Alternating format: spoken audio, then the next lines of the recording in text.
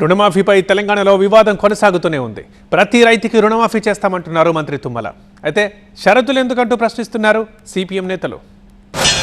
తెల్ల కార్డు లేనటువంటి పాస్బుక్ల మీద లోన్ ఉన్నటువంటి వాళ్ళ ఖాతాలను ఇంటికి వెళ్ళి మేము సుదర్శన్ గారి కుటుంబంలో ఎంతమంది ఉన్నారు, హేమంతరావు గారి కుటుంబంలో ఎంతమంది ఉన్నారు చూసి అక్కడనే అప్లోడ్ చేయొచ్చు.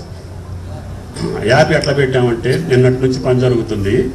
వాళ్ళు ఇంటికి వెళ్తారు, కుటుంబాన్ని నిర్ధారించుకుంటారు, ఆ కుటుంబ సభ్యులతోటి ఫోటో తీసి ఆ ఏవో అప్పు కూడా ఫోటో కూడా మాకు అప్లోడ్ అవుతుంది.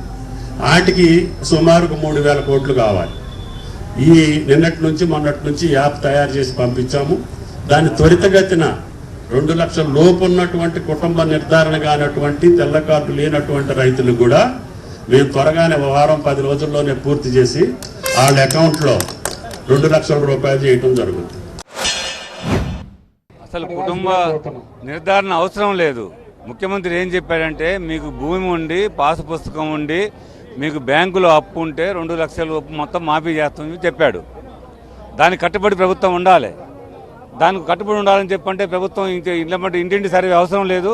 ప్రభుత్వం దగ్గరనే బ్యాంకులు ఇచ్చినటువంటి లిస్టులు ఉన్నాయి కాబట్టి దీని ప్రకారం మాఫీ చేయొచ్చు. కానీ ఇవన్నీ చేయలేక డొంక తిరుగులో ప్రభుత్వం రకరకాల కారణాలు సాగులు చూపెడుతూ కాలయాపన చేస్తున్నప్పుడు ఇంకోటి కానే కాదు.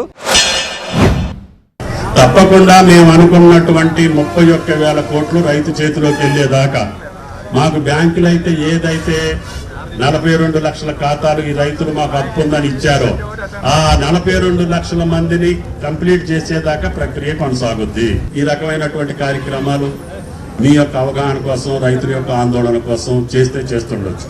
రైతులు ఎవ్వరు కూడా ఆందోళన చెందొద్దు. రైతు సంఘ నాయకులు అంతకంటే ఆందోళన చెందొద్దు.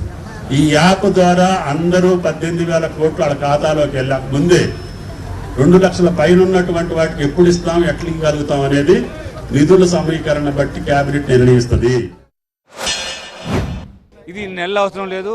31,000 కోట్ల రూపాయలు ఉన్నాయని మీరు చెబుతున్నారు. బ్యాంకుల్లో ప్రభుత్వం దగ్గర ఉన్నాయని చెప్పారు, సమీకరించమని చెప్పన్నారు. 24 గంటల్లో మొత్తం మాఫీ ప్రక్రియ పూర్తి చేయొచ్చు. చిత్తశుద్ధి ఉంటే ఒక 24 గంటలు అయిపోతుంది. ఇది కాలయాపన చేయదలుచుకుంటే ఎన్నెలైనా లాగించే అవకాశం ఉంది కాబట్టి ఆ సాగులు మొత్తం మానేయాలని. రెండోది, ఇవాళ 2 లక్షల పైగా కాదు 25,000 కూడా మాఫీ కాని రైతులు చాలా మంది ఉన్నారు. తెల్ల రేషన్ కార్డు అనే కండిషన్ ఉండటం వల్ల రైతులు నష్టపోయారు.